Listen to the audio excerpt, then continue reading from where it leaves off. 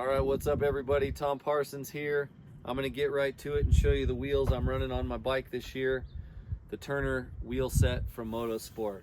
I've gotten a few questions on these. Wheels are expensive. I hate buying them. I go through them, and I'm looking for something affordable and strong. You know, that's simple as that, right? I think a lot of people are probably looking more for the affordability, but yeah, as far as these go, you can check out the specs, but I do know it's 6061 billet aluminum hub, 7075 aluminum rim.